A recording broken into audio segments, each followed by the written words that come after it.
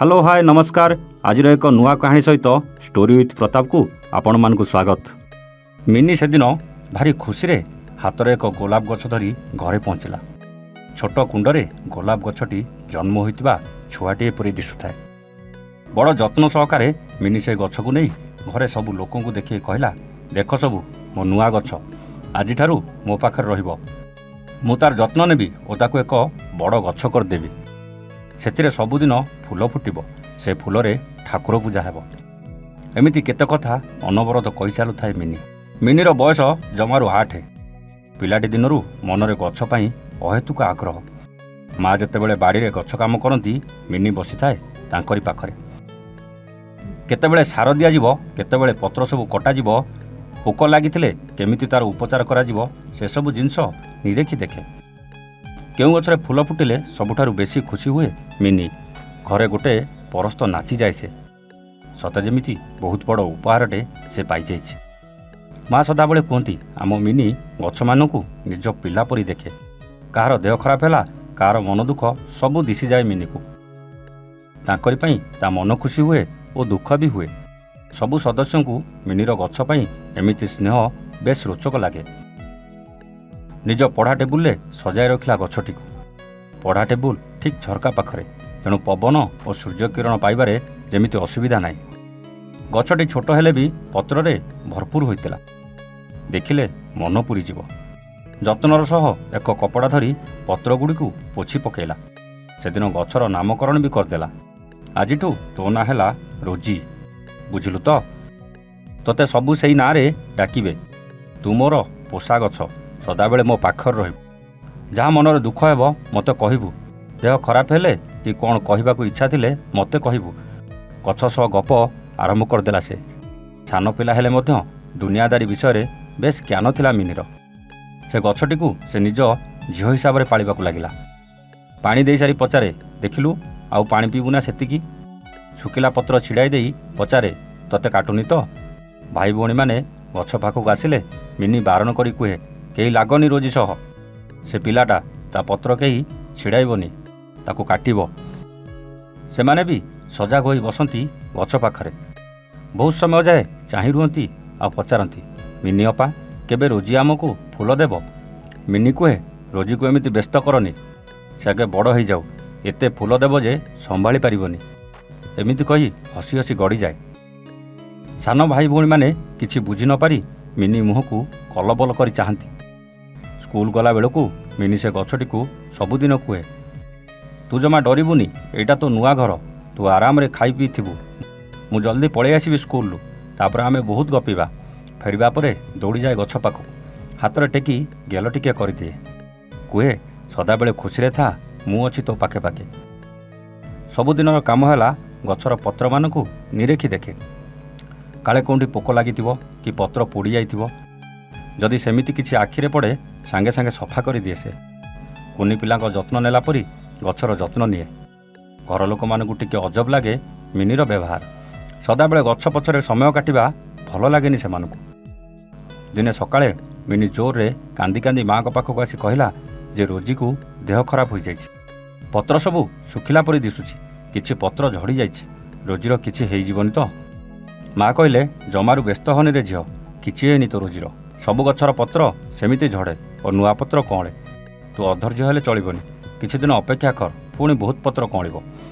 सतकु सत सबु पत्र झड़ी गछटा लंडा दिसिला। मिनी मन एते दुख हैला जे से खाइबा पीवा छाड़ीदेला। सदाबेले से गोटे चिंता ता रोजीर कौन हेइगला। गछ पाखरे बसी लुह गड़ाई कुहे, तोर कौन हैला रोजी? कौन पाई तोर एमिति हैला? जल्दी भल हो जा। एमिति चिंतारे पड़ी पड़ी मिनी की जोर होइगला। शोइला बेले भी से बाउल हेउथाए, जल्दी भल हो जा रोजी, मते छाड़ी कुआडे जानी। डाक्तर आसी देखिले मिनी को, कहले अत्यधिक मानसिक चाप पाई पिलाटी को जोर छाड़ुनी। उपदेश देले ताको खुशी रखिबा पाई। गला बेले कहले, व्यस्त हबार किछि नाही, जेतेबेले पिलार मन भल हो जिवो देह भी ठीक हो जिवो। मिनी और रोजी पाखापाखि थांती। दुई जण असुस्थ, घर लोक व्यस्त हेबा स्वाभाविक। मिनी शोई जिबा परे माँ जाई देखिले से गोलाप गछटी कुंडरू काढ़ी देखला बेलू गछर चेରରେ उई लगी जाइछि। एतबेलके कारणटी जानी माँ आश्वस्त हेले। गछर एपरी अवस्थार कारण उई। ଅତି ଯତ୍ନ ସହକାରେ ମୂଳରୁ ସବୁ ମାଟି କାଢ଼ି ମା ଉଇ ସବୁ ସଫା କରିଦେଲେ। ନୂଆ ମାଟିର କିଛି ସାର ଦେଇ ପୁଣି ଥରେ ଗଛଟିକୁ ପୋତିଦେଲେ କୁଣ୍ଡରେ। କିଛି ହରମୋନ୍ ମଧ୍ୟ ଦେଇଦେଲେ ଗଛଟି ଠିକ୍ରେ ବଢ଼ିବା ପାଇଁ। ଗଛଟି ଏଥର ବଞ୍ଚିଯିବ ଏକଥା ମା ଜାଣିଥିଲେ।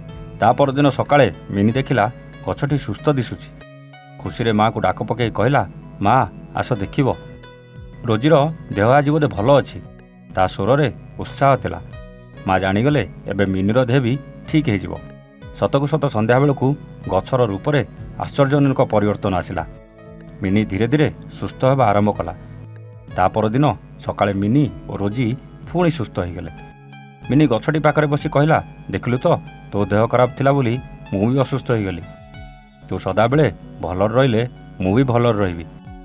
ଗଛଟି କେମିତି ଭଲ ହେଲା ସେ କଥାଟି ମା ଗୁପ୍ତ ରଖିଲେ। କିଛି ଦିନ ଗଲା ପରେ ମିନିର ଗଛ ଛନଛନିଆ ହୋଇ ବଢ଼ିବାକୁ ଲାଗିଲା। ଦେହରେ ପତ୍ରର ଅପୂର୍ବ ସମ୍ଭାର। କୁଣ୍ଡ ଭିତରେ ଗଛଟିକୁ ଦେଖିଲେ ପେଟ ପୁରିଯିବ। ଦିନେ ସ୍କୁଲକୁ ଫେରି ମିନି ଦେଖିଲା ଗଛଟି ଦେହରେ କଅଁଳିଛି କିଛି କଢ଼। ତାକୁ ଦେଖି ତା ମନ କୁଣ୍ଢେ ମୋଟ ହୋଇଗଲା। ଖୁସିରେ ପରସ୍ତେ ନାଚିଗଲା ସେ। ସମସ୍ତଙ୍କୁ ବୁଲି ବୁଲି କହିଲା, ରୋଜି ଦେହରେ ଏବେ ଫୁଲ ଫୁଟିବ।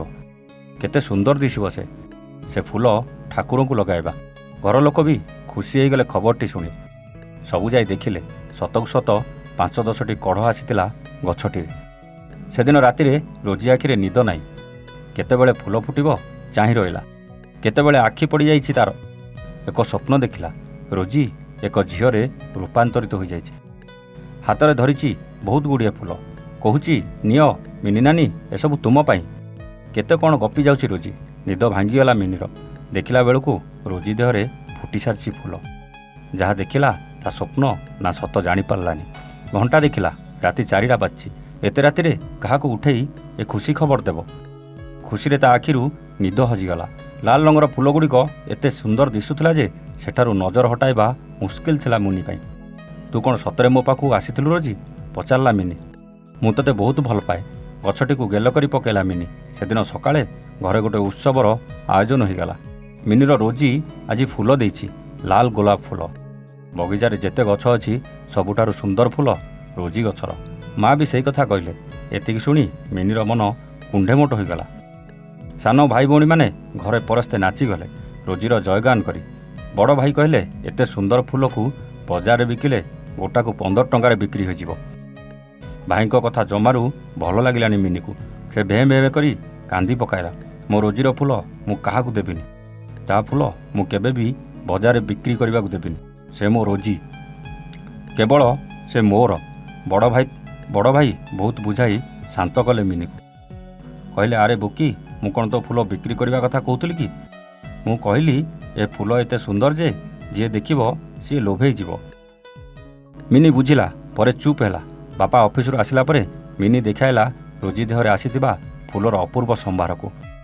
ବାପା ଖୁସି ହେଇଗଲେ ଓ କହିଲେ, ଆରେ ବାଃ ମିନି, ଏତେ ସୁନ୍ଦର ଫୁଲ ଦେଖି ମୋ ମନ ପୁରା ଖୁସି ହେଇଗଲା।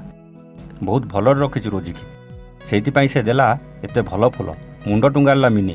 ବାପା ମା କଥା ହେଉଥିଲେ ଯେ ମିନିର ଗଛଟି ପୁରା ଫଟୋରେ ଦିଶୁଥିବା ଗଛ ପରି ଦିଶୁଛି।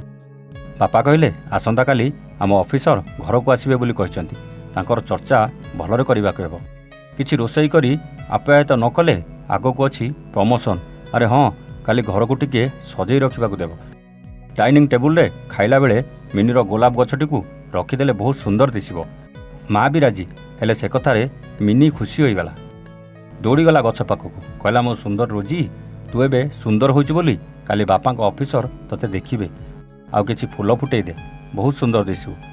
ଏଠାରେ କହିବା ବାହୁଲ୍ୟ ଯେ ତା ଗଛର ଗୋଟିଏ ଫୁଲ କାହାକୁ ଦେଇନଥିଲା ମିନି। ମନରେ ଭୀଷଣ ଲୋଭ। କିଏ ଫୁଲ ମାଗିଲେ କୁହେ ରୋଜିକୁ କଷ୍ଟ ହେବ ଫୁଲ ଛିଡ଼େଇଲେ। ତେଣୁ ଗଛରେ ଫୁଲ ଖୁନ୍ଦି ହେଇଥାଏ। ସେଦିନ ଠିକ୍ ସମୟରେ ଆସି ଅଫିସର ପହଞ୍ଚିଗଲେ। ତାଙ୍କ ସାଙ୍ଗରେ ତାଙ୍କ 5 ବର୍ଷର ଝିଅ ଓ ଧର୍ମପତ୍ନୀ। ସସମ୍ମାନେ ସେମାନଙ୍କୁ ଆଣି ଘରେ ବସାଇଲେ ବାପା ମା। ମିନି ଓ ତାର ଭାଇ ଭଉଣୀମାନେ ଆସି ଅଫିସରଙ୍କୁ ନମସ୍କାର କଲେ। ଅଫିସର ଘରର ସାଜସଜ୍ଜା ଦେଖି ବହୁତ ଖୁସି ହେଲେ। କିଛି ସମୟ କଥାବାର୍ତ୍ତା ପରେ ବାପା ଡାକିଲେ ଅଫିସରଙ୍କୁ ଖାଇବା ପାଇଁ। ଅଫିସରଙ୍କ ସ୍ତ୍ରୀ ଭାରି ଖୁସି ହେଲେ ମିନିର ଫୁଲ ଗଛ ଦେଖି। ଏତେ ଫୁଲ ଫୁଟିଥିବା ଦେଖି ସେମାନେ ବହୁତ ଆଶ୍ଚର୍ଯ୍ୟ ହେଲେ। ମିନିର ବାପା ମା ସେ ଗଛ ବିଷୟରେ ବର୍ଣ୍ଣନା କଲେ। କେମିତି ସେ ଗଛଟିକୁ ମିନି ନିଜ ଝିଅ ବୋଲି କହି ତାର ଯତ୍ନ ନେଉଛି ସେ କଥା ବି କହିଲେ। ଖାଇଲା ବେଳେ ମିନି ଲକ୍ଷ୍ୟ କଲା ଅଫିସରଙ୍କ ସ୍ତ୍ରୀ ବାରମ୍ବାର ଗଛଟିକୁ ଆଉଁସିବାର। ମନ ତାର ଇଚ୍ଛା ଥାଏ କହିଦେବା ପାଇଁ ଗଛର ନ ଲାଗିବାକୁ, ମାତ୍ର ବାପା କାଳେ କିଛି ଭାବିବେ ସେଥିପାଇଁ ଚୁପ୍ ବସିଥାଏ। ଅଫିସର ଖୁସିରେ ଖାଇସାରିଲେ ଓ ବହୁତ ଖୁସି ଜଣାପଡ଼ୁଥିଲେ। ତାଙ୍କ ନିଜ ଆଡ଼ୁ ଅଫିସରଙ୍କ ସ୍ତ୍ରୀ କହିଲେ, ଏ ଗଛଟିକୁ ସାଙ୍ଗରେ ନେଇଗଲେ କେମିତି ହୁଅନ୍ତା? ଆମ ଘରେ ବହୁତ ସୁନ୍ଦର ଦିଶିବ ଏ ଗଛଟି। ଅଫିସର ବି କହିଲେ, ହଁ ଭଲ କଥାଟେ କହିଲ, ମୁଁ ବି ସେୟା ଭାବୁଥିଲି। ଏକଥା ଶୁଣି ମିନି ପାଦ ତଳୁ ଭୁଇଁ ଖସିଗଲା ପରି ଲାଗିଲା। ହଠାତ୍ ସେ କାନ୍ଦିବା ଆରମ୍ଭ କରିଦେଲା। ମିନିର ବାପା ମା ଏମିତି କିଛି ଗୋଟେ ଘଟିବ ସେଥିପାଇଁ ଆଦୌ ପ୍ରସ୍ତୁତ ନଥିଲେ। ଏ ପରିସ୍ଥିତିରେ ସେମାନେ କ'ଣ କହିବେ ବା କ'ଣ କରିବେ ମୁଣ୍ଡକୁ କିଛି ଜୁଟିଲାନି। ଗୋଟେ ପଟେ ଅଫିସରଙ୍କୁ ମନା କରିବାର ସାହସ ନଥିଲା, ଅନ୍ୟପଟେ ମିନି ପାଖରୁ ଗଛ ନେଇଯିବା ଅର୍ଥ ମିନିର ଜୀବନ ନେଇଯିବା। ସେମାନେ ମୁଣ୍ଡ ପୋତି ଠିଆ ହୋଇ ରହିଲେ। ଅଫିସର ଟିକେ ବିରକ୍ତ ହେଲା ପରି କହିଲେ, କ'ଣ ଗଛଟି ମିଳିବ କି ନାହିଁ? ନା ଆମେ ଯିବୁ? ତାଙ୍କ ସ୍ତ୍ରୀଙ୍କ ମୁହଁରେ ବି ବିରକ୍ତିର ଚିହ୍ନ। ସେ ଟିକେ ଚିଡ଼ିଲା ପରି କହିଲେ, ମିନି ତୁମେ ଆଉ ଗୋଟେ ଗଛ ଆଣି ନିଜ ପାଖରେ ରଖ, ଏଇ ଗଛଟା ଆମକୁ ଦେଇଦିଅ। ମିନି ତାଙ୍କ କଥା ଶୁଣି ବେଶୀ କାନ୍ଦିଲା। ଅଫିସରଙ୍କ ଝିଅ କଥାକୁ ଅପେକ୍ଷା ନ କରି ଗଛର ଛୋଟ କୁଣ୍ଡକୁ କାଖେଇ ଧରି କହିଲା, ବାପା ଚାଲ ଯିବା, ଏ ଗଛଟା ମୋର, ମୁଁ ତାକୁ ନିଜ ପାଖରେ ରଖିବି। ମିନି ଆଉ ସମ୍ଭାଳି ପାରିଲାନି, କହିଲା ମୋ ରୋଜିକୁ ମୋତେ ଦେଇଦେ। ଏତିକି କହି ଗଛଟିକୁ ଛଡ଼ାଇ ନେଲା ସେ ଝିଅ ପାଖରୁ। ଅଫିସର ରାଗରେ ନିଆଁ ବାଣ ହୋଇଗଲେ। ମିନିର ବାପାଙ୍କୁ କହିଲେ, ଆପଣଙ୍କ ଝିଅକୁ ଭଦ୍ରାମୀ ଜଣା ନାହିଁ ନା କ'ଣ? ମୋ ଝିଅକୁ କନ୍ଦେଇ ଦେଲା, ଏତେ ସାହସ! ଏବେ ଆମେ ଆସୁଛୁ, ଆପଣ ଗଛଟିକୁ ନେଇ ଗାଡ଼ି ପାଖକୁ ଆସନ୍ତୁ। ମିନିର ବାପା ହତବାକ୍ ହୋଇଗଲେ। ମିନିର କାନ୍ଦକୁ ଅଣଦେଖା କରି ମିନିର ଜୀବନଠାରୁ ବି ଅଧିକ ପ୍ରିୟ ରୋଜିକୁ ହାତରେ ଧରି ବାଧ୍ୟ ପିଲା ପରି ଚାଲିଲେ ଅଫିସରଙ୍କ ପଛରେ।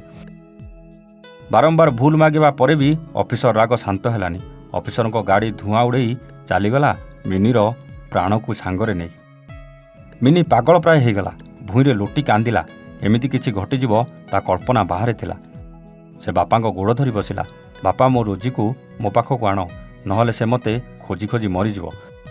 ତୁମ ସାର୍ଙ୍କୁ କୁହ ତାକୁ ମୋତେ ଦେଇଦେବେ, ତାଙ୍କର ତ ବହୁତ ପଇସା, ସେ ନିଜେ ବଜାରରୁ ଆହୁରି ଭଲ ଗଛ କିଣିପାରିବେ। ମା ତୁ ଟିକେ ବାପାଙ୍କୁ କହ, ସେ ଜମା ଶୁଣୁନାହାନ୍ତି। ମିନିର କଣ୍ଠ ବାଷ୍ପରୁଦ୍ଧ ହୋଇ ଆସୁଥାଏ। ଯେତେ ଉଠେଇଲେ ବି ସେ ଯେମିତି ପାଗଳ ପରି କାନ୍ଦୁଥାଏ। ସେ ରାହା ଧରି କାନ୍ଦିବା ଆରମ୍ଭ କଲା। କେବଳ ରୋଜି ରୋଜି ହୋଇ ଅଚେତ ହୋଇ ପଡ଼ିଗଲା।